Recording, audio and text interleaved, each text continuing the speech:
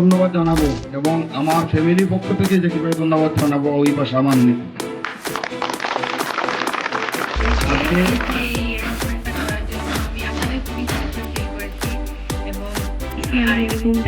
আসছি কারণ আপনাদের জন্য, কারণ আপনারা যে কাজটা করছেন সেই কাজের জন্যই আজকে আমরা এখানে।